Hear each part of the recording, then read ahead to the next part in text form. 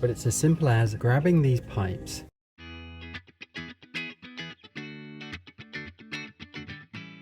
so in order to get to the charcoal filter, you actually have to remove the wheel liner.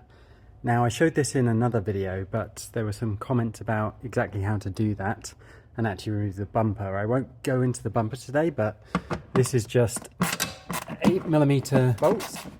There's one there, one up there, one in there, one there, one on the inside in here, one down there, two more down here, one in here, and then there's a plastic 10mm nut just there and also there.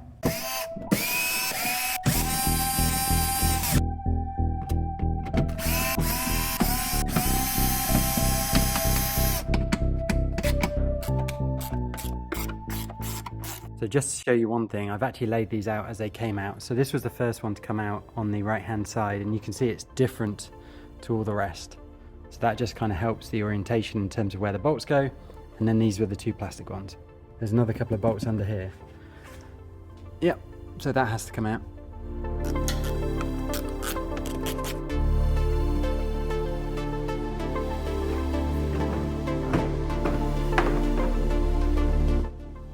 This bit of plastic needs to come out. On the inside, in the liner, up here, is where the charcoal filter lives.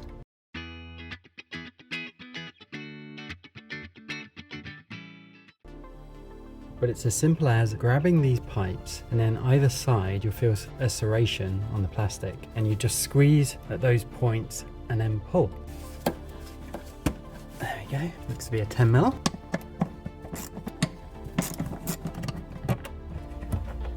So it pushes into the wheel well and lowers. So now I've got better access to this one. Only last thing to do is to disconnect this electrical connection. So you squeeze the tab and pull. So this is the part we're replacing today. It is a charcoal filter, and I will put the part number down below, but you can see the details from the sticker on the box there.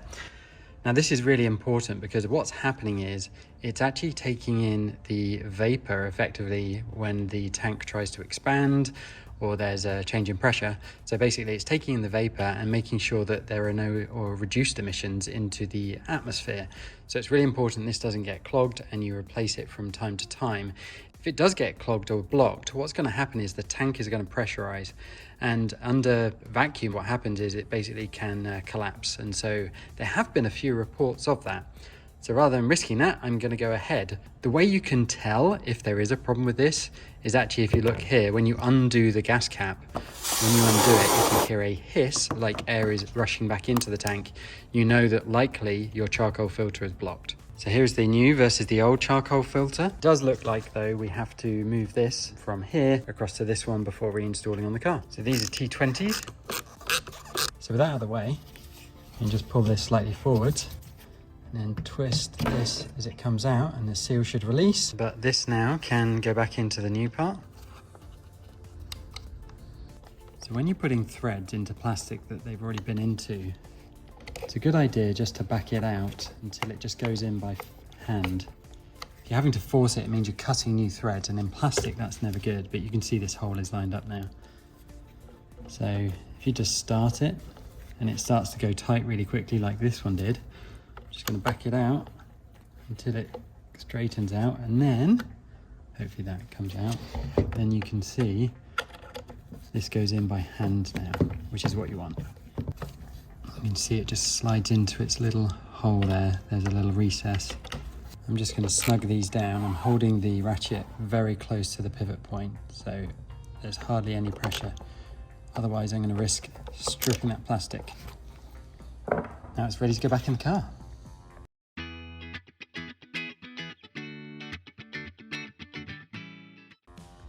Okay, before it does go back on the car, I'm actually going to reconnect this tube just because it's easier out of the car.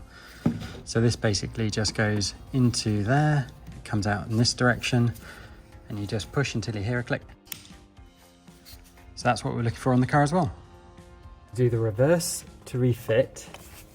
I'm going to do the electrical connection first, and then I'm going to do this top pipe next. And this one. Then it slides into the body, up in those rubber mounts.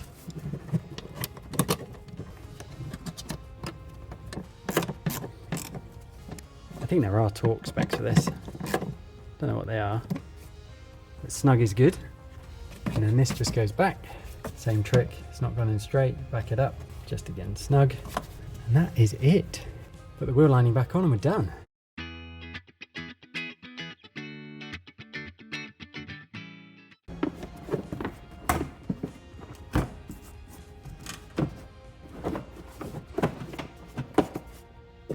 Actually going to start with this plastic peg.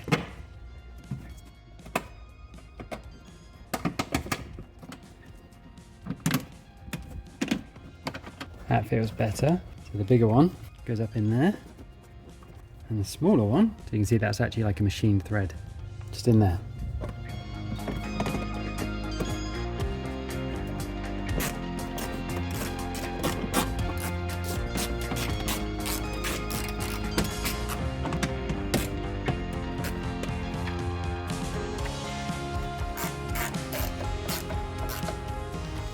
And that's it, done. Always, always, always undo the fill port before the drain port. Ew.